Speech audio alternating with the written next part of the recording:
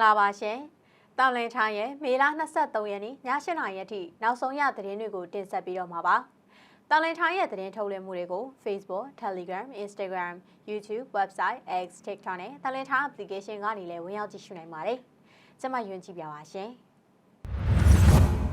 ဒီကနေ့ညပိုင်းထုတ်လွှင့်မှုမှာတင်ဆက်ပေးမယ့်သတင်းတွေကတော့ကရင်ပြည်နယ်ဝေါ်လေးဒေသမှာနှစ်ဖက်တိုက်ပွဲပြင်းထန်နေတဲ့သတင်း။တနင်္သာရီတိုင်းမှာစစ်ကောင်စီဖျက်လေးဖျက်ဖြူဟာပုံမအုံပြုလာတဲ့သတင်းနဲ့အာဆီယံအနေနဲ့မြမအရေးလုပ်ငန်းစဉ်တရအတီးပြုချမှတ်ဖို့ SACM တိုက်တွန်းလိုက်တဲ့သတင်း။ကျွေးကြံပြဿနာကြောင့်မွန်ငါတောင်သူတွေမိုးစပါးစိုက်ပျိုးဖို့အခက်ကြုံနေရတဲ့သတင်းတွေကိုပါရှုစားကြရမှာပါ။နိုင်ငံတကာသတင်းတွေမှာတော့ Trump ရဲ့အခွန်လျှော့ချရေးဥပဒေကြမ်းကို American လွှတ်တော်အတည်ပြုလိုက်တဲ့သတင်း။နျူကလ িয়ার တည်နေရာကိုအစ္စရေးကတိုက်ခိုက်လာရင် American ကိုတာဝန်ခံခိုင်းမယ်လို့အီရန်ပြောလိုက်တဲ့သတင်းတွေအပြင်အာနာသိန်းကာလာတပ်ဖြတ်ဖမ်းဆီးခံရတဲ့ပြည်သူရဲ့အချက်အလက်သတင်းနဲ့မိုးလေဝသသတင်းတွေကိုပါရှုစားကြရမှာပါ။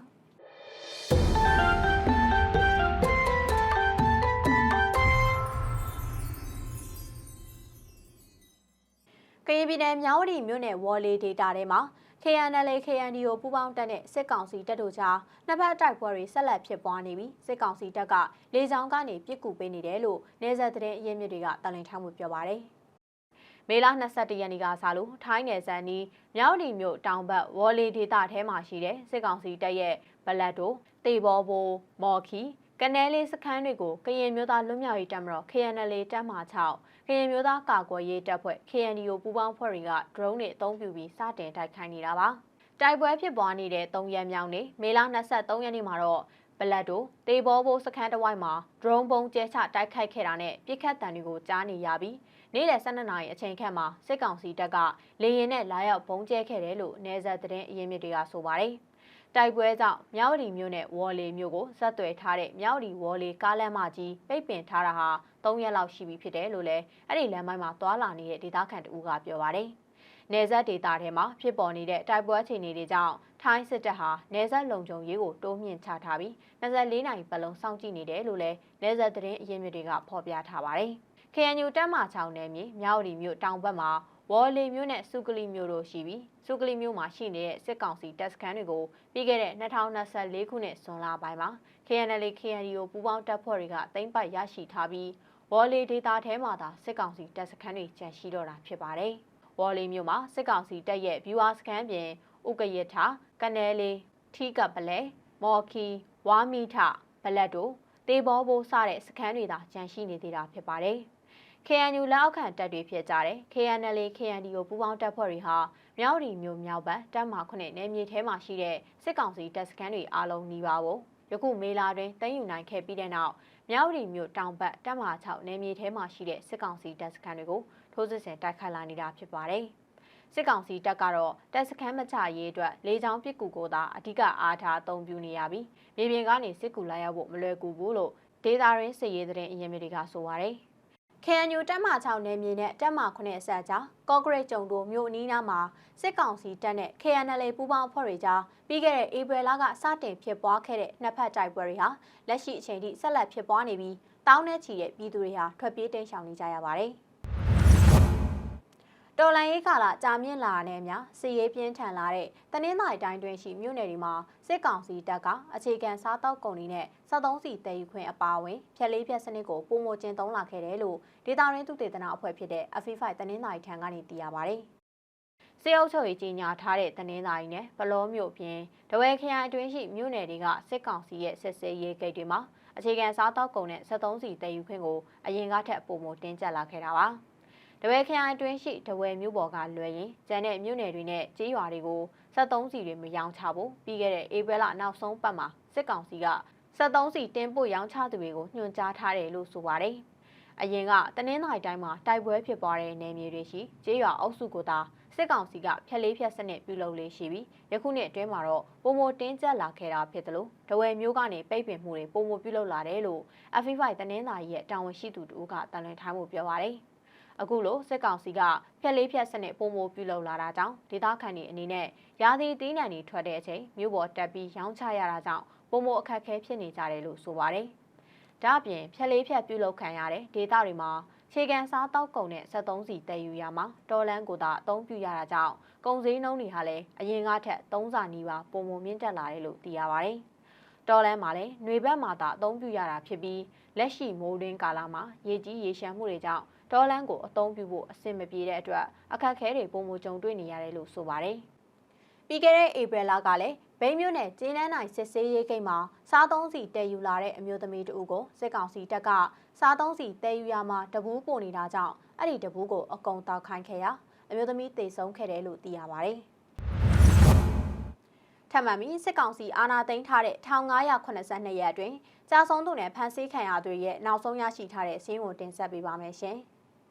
အာဏာသိမ်းစစ်ကောင်စီကြောင့်နိုင်ငံတော်မှာအာဏာသိမ်းမှုဖြစ်ခဲ့တဲ့1582ရက်အတွင်းအကြမ်းဖက်တပ်ဖြတ်ခံရပြီးကြာဆုံးခဲ့သူ6919ဦးအထိရှိလာပြီဖြစ်ပါတယ်။ဒါအပြင်ဖမ်းဆီးထိန်းသိမ်းခံထားရသူ29,182ဦးအထိရှိလာပြီဖြစ်ပြီးပြည်내လူမျိုးလာသူ9,090ဦးအထိရှိလာပြီဖြစ်ပါတယ်။မွန်ပြည်နယ်မှာတော့အာဏာသိမ်းမှုကာလတွေအတွင်းစစ်ကောင်စီရဲ့အကြမ်းဖက်တပ်ဖြတ်ခြင်းခံရသူ82ဦးရှိကဖမ်းဆီးခံထားရသူ800ကျော်မှာ200ကျော်ပြည်내လွတ်မြောက်ထားပါတယ်။ဒီစီစဉ်ကိုတော့နိုင်ငံရေးကျင်းသားများကူညီဆောင်ရှောက်ရေးအသင်းထံမှရယူဖော်ပြတာဖြစ်ပါတယ်။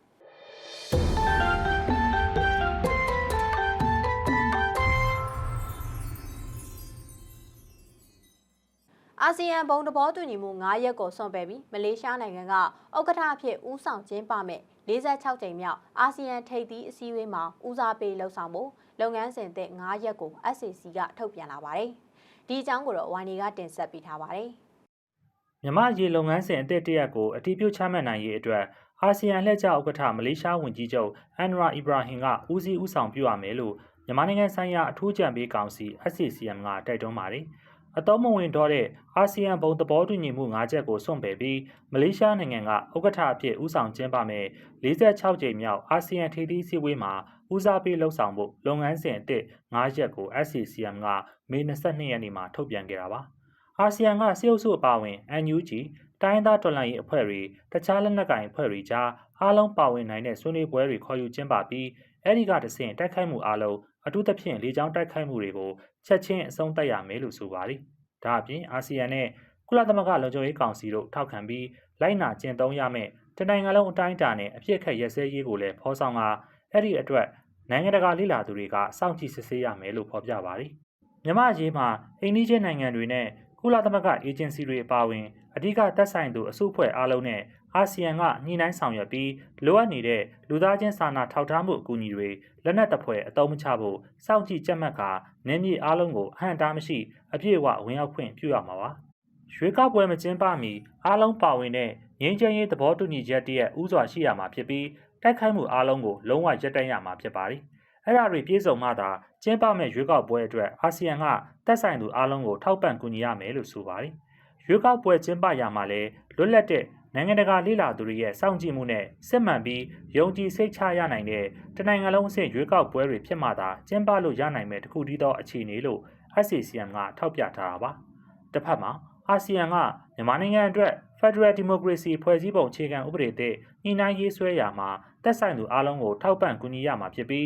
းအဲ့ဒီဥပဒေဟာလူထုဆန္ဒနဲ့အကျိုးစီးပွားတွေကိုအခြေခံကအတိုင်းဝိုင်းအားလုံးနဲ့အကျိုးဝင်ပါဝင်မှုရှိတဲ့အချက်နဲ့ကိုက်ညီရမယ်လို့ဆိုပါတယ်။ဒါအပြင်မြန်မာစစ်တပ်ကဘယ်လိုပုံစံနဲ့တည်ရှိပါစေဒီမိုကရေစီနည်းကျရွေးကောက်တင်မြှောက်ထားတဲ့ရတသားဆိုရနဲ့လွှတ်တော်အောက်မှာထာဝရလက်အောက်ခံဖြစ်စေရမယ်ဆိုတာကလည်းအဓိကကျတဲ့လိုအပ်ချက်လို့ဖော်ပြထားတာတွေ့ရပါတယ်။အာဆီယံအနေနဲ့ပဋိပက္ခမှာပါဝင်သူအားလုံးကမြန်မာနိုင်ငံမှာကျူးလွန်ခဲ့တဲ့နိုင်ငံတကာရာဇဝတ်မှုတွေအတွက်တာဝန်ယူတာဝန်ခံမှုရှိစေရေးကိုထောက်ပံ့ကူညီရမှာဖြစ်ပြီးတရားမျှတမှုဖော်ဆောင်နိုင်ရေးနိုင်ငံတကာနဲ့ပြည်တွင်းတရားရုံးတွေရန်တရားတွေနဲ့လည်းပူးပေါင်းဆောင်ရွက်သွားရမယ်လို့ SCCM ကပြောပါတယ်။အဲဒီလိုပူးပေါင်းဆောင်ရွက်ရမှာကမ္ဘာနေရာတိုင်းမှာတရားစီရင်ပိုင်ခွင့်ကိုကျင့်သုံးတဲ့တရားရုံးတွေလည်းပါဝင်တယ်လို့နိုင်ငံတကာရာဇဝတ်မှုတွေကြီးလေးတဲ့ချိုးဖောက်မှုတွေနဲ့မတော်မတရားပြုမှုတွေအတွက်ပြစ်ဒဏ်ကနေလွတ်ငြိမ်းချမ်းသာခွင့်လုံးဝရှိရမှာမဟုတ်ဘူးလို့လည်းတိုက်တွန်းထားတာပါ။မေ23ရက်နေ့ကနေ28ရက်နေ့ထိမလေးရှားနိုင်ငံကွာလာလမ်ပူမြို့မှာကျင်းပသွားမယ့်အာဆီယံထိပ်သီးစည်းဝေးမှာအားလုံးပါဝင်နိုင်မှုနဲ့တည်တံ့ခိုင်မြဲမှုဆိုတဲ့ခေါင်းစဉ်နဲ့မြန်မာအရေးဆွေးနွေးဖို့လည်းရှိနေတာပါ။အာဆီယံထိပ်သီးစည်းဝေးမတိုင်ခင်မလေးရှားဝန်ကြီးချုပ်အန်ဝါကမြန်မာစစ်ဆိုရနဲ့ဖျောက်ချခံထားရတဲ့အစိုးရတို့ကြားတွဲဆုံဆွေးနွေးဖို့အချိန်တန်ပြီလို့မေ21ရက်နေ့မှာသတင်းတောက်တွေကိုပြောဆိုခဲ့ပါတယ် ဝန်ကြီးချုပ်အန်နဝါကပြီးခဲ့တဲ့ဧပြီလအတွင်းစစ်ကောင်းဆောင်ဗိုလ်ချုပ်မှုကြီးမင်းအောင်လှိုင်ကိုထိုင်းနိုင်ငံဘန်ကောက်မြို့မှာလက်ခံတွေ့ဆုံခဲ့ပြီးတရက်ကြာမှာမြို့သားညညရေးဆိုရ NUG နဲ့အွန်လိုင်းကနေတရားဝင်တွေ့ဆုံဆွေးနွေးခဲ့တာဖြစ်ပါတယ်။မြန်မာနယ်ရဖွံ့ဖြိုးရေးဘဏ်ကတောင်သူတွေအနေနဲ့အရင်ချင်းငွေရဲ့အတိုးနဲ့အရင်ကိုလုံးဝပြန်ဆပ်နိုင်မှသာယခုနှစ်မိုးရာသီစိုက်ပျိုးရေးစရိတ်ချင်းငွေကိုထုတ်ချေးပေးမှာဖြစ်တယ်လို့ထုတ်ပြန်လာပါတယ်။ဒီအကြောင်းကိုတော့အီမီယောင်ကတင်ဆက်ပေးထားပါတယ်။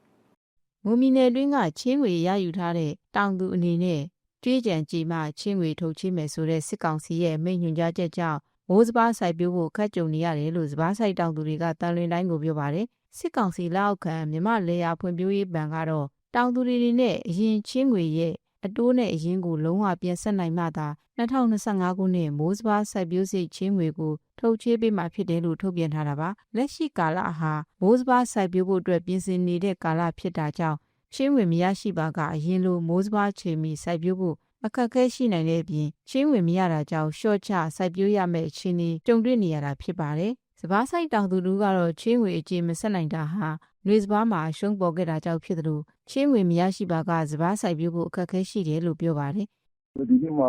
အချိန်ကြီးမဆက်တဲ့တောင်သူကိုနောက်ထပ်မဆက်ကတည်းကတော့နောက်ထပ်မိုးစပါးချီလို့ချီလို့ပြောတာပေါ့နော်။တောင်သူတွေကဒီမှာကိုယ်ကမဆက်ကြတယ်ဆိုတာကဒီဇွာတွေကလည်းစီးကပြီးခဲ့တဲ့နှစ်ကလည်းစီးကကြတော့တောင်သူတွေလည်းတက်ချီမကအရှုံးလို့စပါးကြီးတွေလည်းစောင့်နေတာလည်းဖြစ်မှာပေါ့နော်။နှစ်တိုင်းမှာပဲတောင်သူတယောက်ကတော့တိုက်မရအောင်ဆိုရင်တော့လည်းအခက်အခဲတော့ရှိတာပေါ့။တောင်သူတွေစပါးစိုက်ပျိုးရမှာရှုံးပေါ်ပြီးအခက်အခဲတွေ့နေချိန်မှာစစ်ကောင်စီနေတဲ့ကာလတစ်ခုသတ်မှတ်ပြီးချင်းငွေပေးဆက်ရမယ့်ချိန်ကိုရှော့ပေါ့ပေးတင်တယ်လို့တောင်သူတွေအနေနဲ့စပါးစိုက်ပျိုးဖို့အတွက်အပြင်ကချင်းငွေယူပြီးစိုက်ပျိုးပါကကုန်ကျစရိတ်ပိုမိုကုန်ကျနိုင်တယ်လို့သူကဆက်ပြောပါတယ်။နောက်ထပ်စပါးစိုက်တောင်သူတို့ကလည်းစပါးစိုက်ပျိုးရမှာသဘာဝပေးကြောက်ရှုံးတဲ့ရင်ဆိုင်ရတဲ့အတွက်ချင်းငွေဆက်ဖို့အခက်အခဲရှိခဲ့တယ်လို့မိုးစပါးအတွက်ချင်းငွေမရတာကြောင့်စနစ်တကျမစိုက်ပျိုးနိုင်တော့ဘဲကျဲကင်းသာစိုက်ပျိုးနေရတယ်လို့ပြောပါတယ်။နှစ်ဆက်တိုင်းရေကြီးတယ်ပြီးတော့အရှုံးတွေနဲ့ရင်ဆိုင်နေလဲပါအစိုးရစီမှာတော့အတိုးနှုံးတက်တာတဲ့အပြင်မှာကြတော့တိုးရင်းငါကြတော့မတန်းနိုင်တော့ဘူး။ညာတော့အဖြစ်မတန်းနိုင်တော့ဘူးမတန်းနိုင်ဆိုရင်မတန်းနိုင်တဲ့နောက်ပိုင်းကျတော့ဘလို့ပဲဖြစ်မဖြစ်တဲ့နည်းနဲ့စိုက်ကွက်တဲ့နေရာမှာကြတော့ကျေးရင်းလောက်ကြတယ်။စိုက်ငွေမရတဲ့ခါကျတော့တောင်သူတွေအများကြီးအခက်အခဲကြွားတာပေါ့။စိုက်ပျိုးစီးအတွက်ချင်းငွေမရတာကြောင့်သွင်းအားစုပါဝင်အထွေထွေကုန်ကျစရိတ်အတွက်အခက်အခဲဖြစ်နိုင်ပြီးဖြစ်တယ်လို့စိုက်ပျိုးရတဲ့အနေအထားဖြစ်တာကြောင့်အထွက်နှုန်းတွေပါလျှော့ကျလာမဲ့အခြေအနေရှိနေတယ်လို့သူကဆက်ပြောပါတယ်။စစ်ကောင်စီကတော့မိုးစပါးချင်းငွေတွေကိုတဧကလင်ကျပ်3သိန်းခွဲနှုန်းနဲ့10ဧကအထိပြီးခဲ့တဲ့မေလ19ရက်နေ့ကစတင်ကသက်ဆိုင်ရာစစ်ကောင်စီလက်အောက်ခံမြမလေယာဖွံ့ဖြိုးရေးဘဏ်တွေမှာထုတ်ချေးပေးနေပြီးဖြစ်တယ်လို့ဆိုပါတယ်။တောင်သူတွေဟာလက်ရှိမိုးစပါးစတင်စိုက်ပျိုးချိန်မှာသွေးအားစုဈေးနှုန်းထပ်မံမြင့်တက်နေတာအတွေ့အကြုံကုန်ကျစရိတ်ကြီးမြင့်နေတာအပြင်စစ်ကောင်စီရဲ့စစ်မှုထမ်းဥပဒေကြောင့်လူသားရှားပါမှုပြဿနာကိုအကြီးအကျယ်ရင်ဆိုင်နေရတာပါ။ဒါအပြင်ပြီးခဲ့တဲ့နွေစပါးစိုက်ပျိုးစဉ်ကလည်းကုန်ကျစရိတ်မြင့်မားခဲ့ပြီးစပါးပေါ်ချိန်မှာဈေးကောင်းရတဲ့အပြင်ဈေးတွေပါထိုးကျလာတာကြောင့်အရှုံးပေါ်ခဲ့ကြပြီးလက်ရှိမိုးစပါးစိုက်ပျိုးချိန်မှာချင်းငွေခက်ခဲနေပါရင်ဆိုင်နေရတာဖြစ်ပါတယ်။မွန်ပြည်နယ်မှာတော့မိုးစပါးစိုက်ပျိုးမှုအနေနဲ့နှစ်စဉ်စပါးခင်းဧကပေါင်း9သိန်းနီးပါးစိုက်ပျိုးတဲ့ပြည်နယ်တစ်ခုဖြစ်ပြီးစပါးတင်းပေါင်း430ကျော်ထွက်ရှိနေပါတယ်။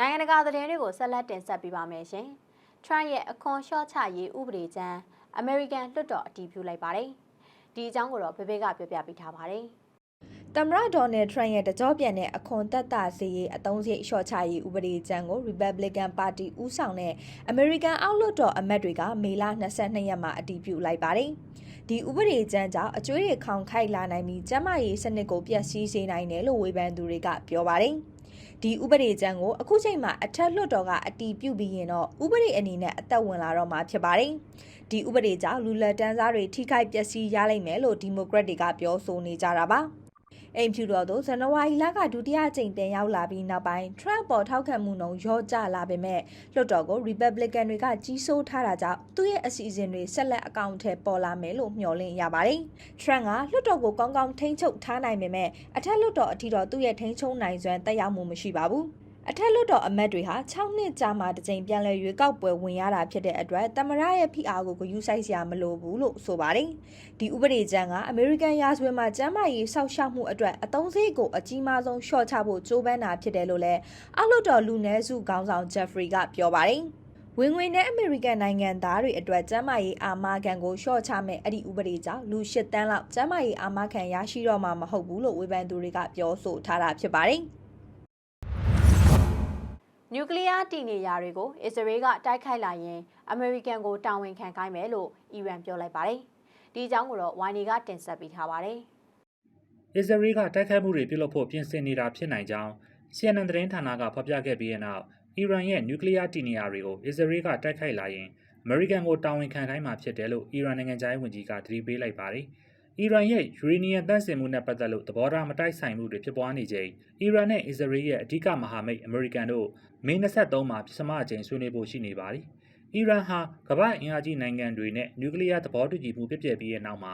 ယူရေနီယံသန့်စင်ထုတ်လုပ်မှုတိုးမြင့်ပြုလုပ်နေပြီးဒါဟာနျူကလ িয়ার ပုံထုတ်လုပ်ဖို့ကြိုးပမ်းနေတာဖြစ်တယ်လို့အနောက်နိုင်ငံတွေကတန်တရားရှိနေတာပါ။တီဟီရန်ကသူတို့ရဲ့နျူကလ িয়ার စီမံကိန်းဟာအရက်ဖက်အတွက်ဖြစ်ပြီးနျူကလ িয়ার လက်နက်ထုတ်လုပ်ဖို့ရွေးချက်မရှိဘူးလို့ပြောထားပါတယ်။အစ္စရေးကပေးလာနိုင်တဲ့အန်ဒီရဲ့အားလုံးကိုအီရန်အနေနဲ့ပြက်ပြက်သားသားတုံ့ပြန်မှာဖြစ်တယ်လို့အီရန်နိုင်ငံခြားရေးဝန်ကြီးအဘတ်အာရာချီကပြောပါတယ်။အစ္စရေးရဲ့ချင်းချမှုတွေကိုကြိုတင်ကာကွယ်ရေးနိုင်ငံတကာကိုတိုက်တွန်းကြောင်းဝန်ကြီးအာရာချီကပြောထားတာပါ။အစ္စရေးကတိုက်ခိုက်လာခဲ့ရင်ဝါရှင်တန်လည်းပူးပေါင်းပါဝင်တယ်လို့အီရန်အနေနဲ့ယူဆမှာဖြစ်တယ်လို့သူကဖြည့်ဆွတ်ပြောပါတယ်။အီရန်မှာရှိတဲ့နျူကလ িয়ার စက်ရုံတွေကိုတိုက်ခိုက်ဖို့အစ္စရေးကစီစဉ်နေတယ်ဆိုတဲ့ထောက်လှမ်းရေးသတင်းရရှိထားကြောင်း CNN ကဖော်ပြခဲ့တာပါ။အစ္စရေးကအမေရိကန်နဲ့အီရန်ကြားနျူကလ িয়ার သဘောတူညီမှုရယူမဲ့အစီအစဉ်ကိုစတင်ကန့်ကွက်နေတယ်လို့ဆိုပါတယ်။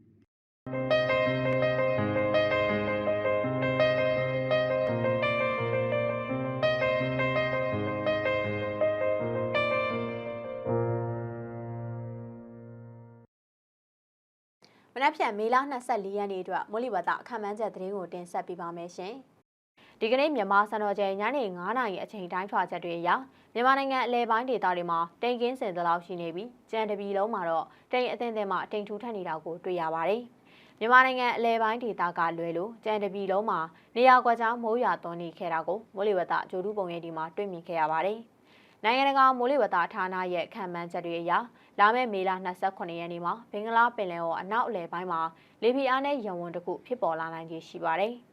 မေလ28ရက်နေ့ကနေနောက်ထပ်48နာရီအတွင်းပိုမိုအားကောင်းလာနိုင်ပေမဲ့အဲ့ဒီလေပြင်းအားနဲ့ရဝန်းဟာဆက်လက်အားကောင်းလာနိုင်ခြင်းနဲ့ရွေးရှားနိုင်မဲ့လမ်းကြောင်းကိုဆက်လက်စောင့်ကြည့်ကြရမှာဖြစ်ပါတယ်။ဘင်္ဂလားပင်လယ်အော်နဲ့ကပ်ပလီပင်လယ်ပြင်တို့မှာမုတ်တုံလေအားကောင်းနေပြီးလာမယ့်3ရက်အတွင်းမြန်မာနိုင်ငံတဝန်းလုံးမှာနေရာစိတ်စိတ်မှနေရာအနှံ့ပြားမိုးထစ်ချုံရနိုင်ပါတယ်။လာမယ့်24နာရီအတွင်းကချင်ပြည်နယ်၊ချင်းပြည်နယ်၊ရှမ်းပြည်နယ်မြောက်ပိုင်း၊စကိုင်းတိုင်းထပ်ပိုင်း၊မန္တလေးတိုင်း၊မကွေးတိုင်း၊တနင်္သာရီတိုင်းနဲ့ရန်ကုန်တိုင်းတို့မှာနေရာကွက်လို့မိုးကြီးနိုင်ပြီးတချို့နေရာတွေမှာတော့ရေကြီးရေရှမ်းဖြစ်နိုင်ပါတယ်။ငလင်ဘေးသင်းဒေသတွေမှာတော့မိုးတဲထန်စွာရွာသွန်းမှုကြောင့်မြေကျွန်းခြင်း၊မြေပြိုကျခြင်း၊အစာအုပ်ပြိုကျခြင်းတွေဖြစ်ပေါ်နိုင်တဲ့အတွက်အထူးသတိပြုကြရမှာဖြစ်ပါတယ်။မနက်ဖြန်အတွက်ခံမှန်းချက်ကတော့ကပ်ပလီပင်လယ်ပြင်ဘင်္ဂလားပင်လယ်အော်တို့မှာမုတ်တုံလေအားအသင်းအသင်းရှိနိုင်ပြီးတိမ်အသင်းအသင်းမှတိမ်ထူထပ်နိုင်ပါတယ်။တနင်္သာရီကမ်းရိုးတန်း၊ရခိုင်ကမ်းရိုးတန်း၊မြို့ဝကျွန်းပေါ်ဒေသတွေနဲ့မုတ်တမကွေတို့မှာလေဟာအနောက်တောင်ဘက်ကနေတနအီ15မိုင်မှ25မိုင်ခန့်ထိတိုက်ခတ်နိုင်ပြီးလှိုင်းအသင်းအသင်းမှလှိုင်းကြီးနိုင်ပါတယ်။နေပြီးတော့စကိုင်းတိုင်း၊မန္တလေးတိုင်း၊ရန်ကုန်တိုင်း၊အေရဝတီတိုင်း၊ပဲခူးတိုင်း၊ကချင်ပြည်နယ်၊ရှမ်းပြည်နယ်နဲ့ကရင်ပြည်နယ်တို့မှာနေရာအနှံ့ပြားမိုးထစ်ချုံရနိုင်ပြီးမကွေးတိုင်း၊တနင်္သာရီတိုင်း၊ကရင်ပြည်နယ်၊ချင်းပြည်နယ်၊ရခိုင်ပြည်နယ်နဲ့မွန်ပြည်နယ်တို့မှာနေရာစိတ်စိတ်မိုးထစ်ချုံရနိုင်ပါတယ်။တချို့ဒေသတွေမှာတော့နေရာကွက်လို့မိုးကြီးနိုင်ပါတယ်။မြန်မာနိုင်ငံတဝန်းလုံးမှာပုံမှန်အပူချိန်အောက်ကျဆင်းနိုင်ပါတယ်။အမြင့်ဆုံးပူချိန်တွေအနေနဲ့မော်လမြိုင်မြို့နဲ့ဖအံမြို့တို့မှာ33ဒီဂရီစင်တီဂရိတ်စီနဲ့တဝယ်မြို့မှာ32ဒီဂရီစင်တီဂရိတ်အသီးသီးစီရှိနိုင်ပါတယ်။မြန်မာနိုင်ငံအလဲပိုင်းဒေသတွေမှာခရမ်းလွန်ရောင်ကြီးအညွှန်းကိန်းအလွန်ပြင်းထန်တဲ့အဆင့်မှာရှိနေနိုင်ပါတယ်။ကချင်ပြည်နယ်၊ချင်းပြည်နယ်၊ရှမ်းပြည်နယ်အရှေ့ပိုင်းနဲ့မြောက်ပိုင်းတို့မှာတာမန်အဆင့်မှာရှိနေနိုင်ပြီးကျန်ဒေသတွေမှာတော့အလွန်မြင့်မားတဲ့အဆင့်မှာရှိနေနိုင်တယ်လို့ခန့်မှန်းရရှိပါတယ်။ဒီမိုးလေဝသအစီအစဉ်ကိုတော့အမျိုးသားညီညွတ်ရေးအစိုးရလူသားချင်းစာနာထောက်ထားရေးနဲ့ဘေးအန္တရာယ်ဆိုင်ရာဝန်ကြီးဌာနနဲ့windy.com တို့ကနေရယူဖော်ပြတာဖြစ်ပါတယ်။တာလင်ထိုင်ရဲ့ည8:00နာရီအထိနောက်ဆုံးရသတင်းထုတ်လွှင့်မှုအစီအစဉ်ကိုကြည့်ရှုခန်းစားခဲ့ရတာပါ။ တာလွင်ထိုင်းရဲ့သတင်းထုတ်လွှင့်မှုတွေကို Facebook, Telegram, Instagram, YouTube, Website, X, TikTok နဲ့တာလွင်ထိုင်း application ကနေလည်းဝင်ရောက်ကြည့်ရှုနိုင်ပါတယ်ရှင်။ကြည့်ရှုအားပေးခဲ့ကြတဲ့အတွက်ကျေးဇူးတင်ပါတယ်ရှင်။